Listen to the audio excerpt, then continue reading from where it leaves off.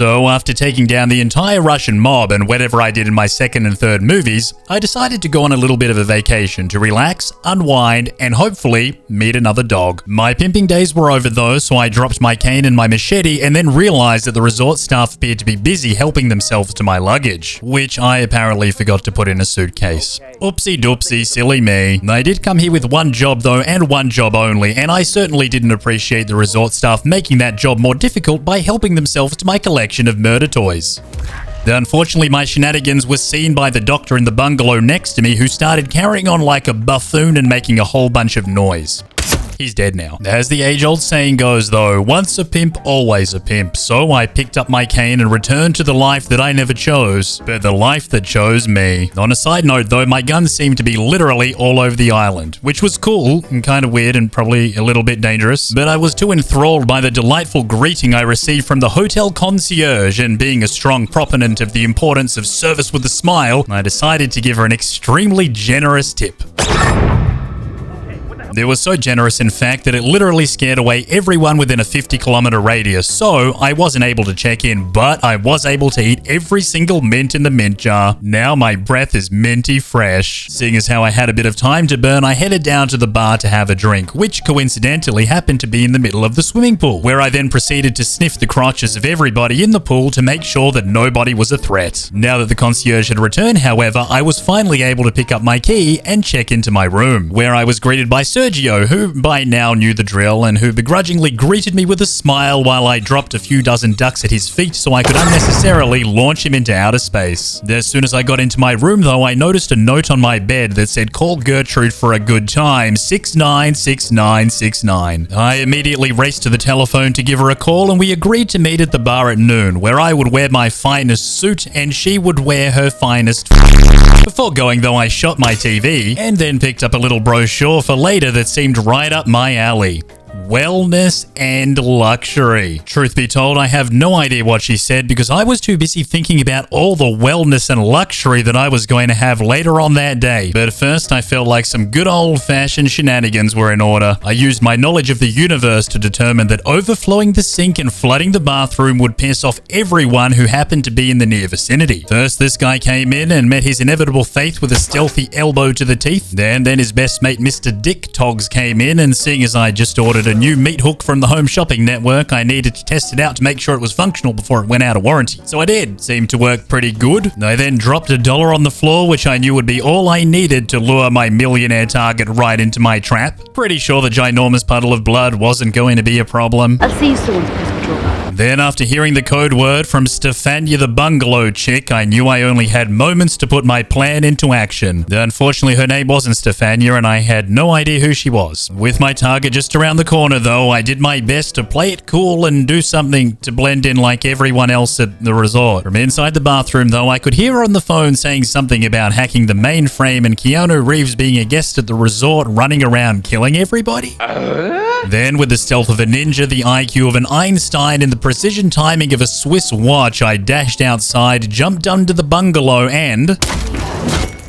2 targets remain. But despite approximately 14 days of in-game time passing, her loyal bodyguard was still patiently waiting for her to finish snapping off a log in the crapper. I thought it only right to put him out of his misery too. Then, now that the bungalow was clear, it was time to search for the real reason I was here. It wasn't anywhere to be seen on the coffee table though, but over to the right on the desk, right next to the laptop.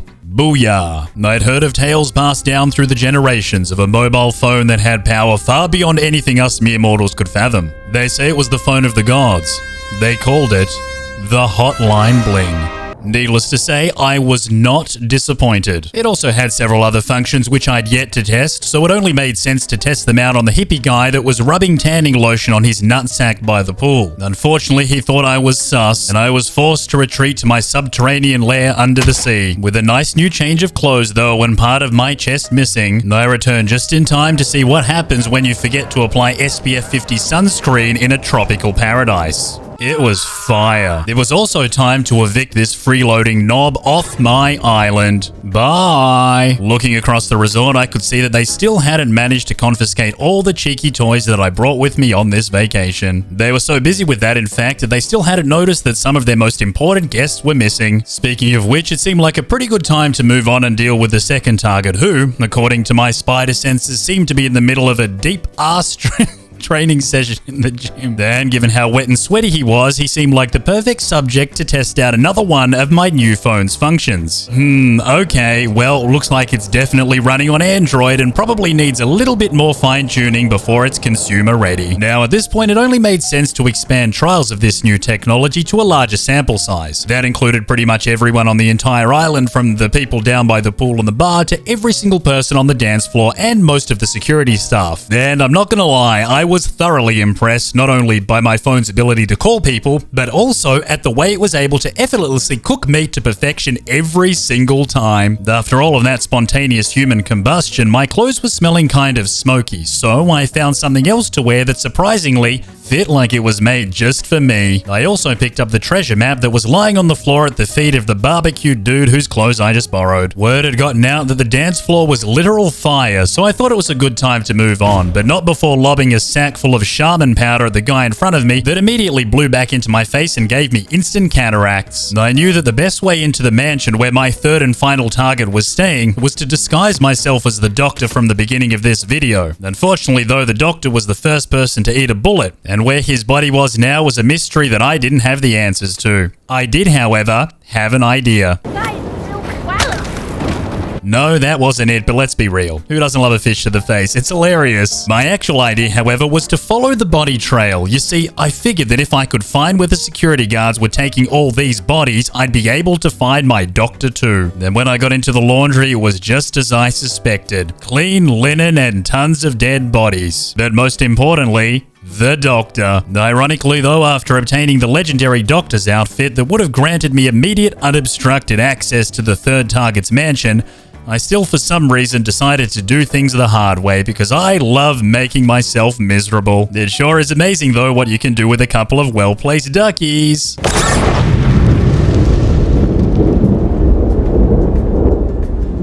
For some reason, as I approached the third target's mansion, I felt compelled to stealthily yank the security guard in front of me over the boxes I was hiding behind for an insta-kill that even the keenest of eagle eyes wouldn't be able to see. Naturally, literally every single person saw, so I frantically ran around the beach capping everyone, because what else are you supposed to do in a situation like this? As I got closer, I realized that Mr. Dadbod was still struggling to muster up the courage required to jump off the gangplank, so I provided a little bit of friendly encouragement.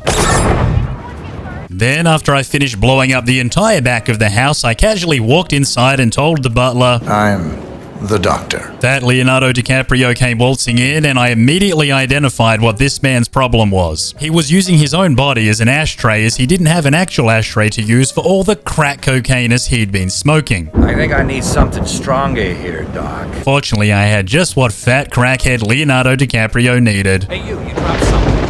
What? You see that? Go scope it out. What?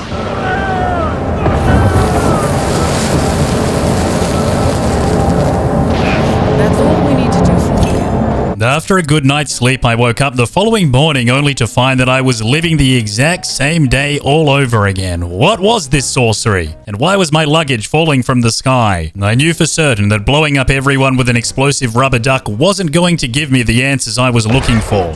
But I did it anyway. Then shot fat Leonardo through the window with a pistol from the other side of the island.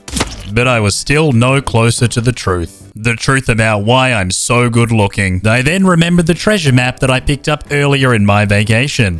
Sure, it was only a palm tree and there were millions of them on this island, but given the curve in the wood thing, I knew that it could only mean one thing. I needed to sacrifice another mere mortal to the ocean gods. I was also 100% sure that this was completely unnecessary, as I already knew exactly where to dig, but naturally, I did it anyway, because it was funny. Then, after unearthing the treasure chest that had clearly been buried for more than 50 trillion years, I discovered another mobile phone. This one called Pro Max destruction. Naturally, I headed straight back to the dance floor again, dropped it, and waited for the inevitable.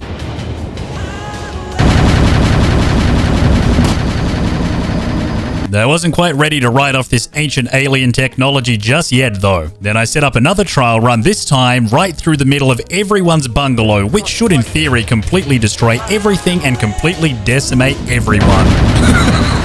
It was pretty awesome. Looking through the glass doors of one of the bungalows, I was very pleasantly surprised to see a dude halfway through his television set. Then, before finally returning to the smoldering ashes that used to be my bungalow and playing a game of Russian roulette with a revolver that had 6 bullets in the chamber, I headed back to Fat Leonardo DiCaprio's compound one more time to give birth to my greatest idea yet. I stealthily snuck my way through his packed mansion and lobbed my phone right up and onto his balcony. I figured, with a margin of error of approximately 0, that this was the precise location necessary for ultimate destruction. I then crept my way back out, once again completely undetected, reinforced social distancing by making sure that it was literally impossible for any of these bozos to ever come any closer, and then proceeded to climb my way to the very top of the stairway to heaven.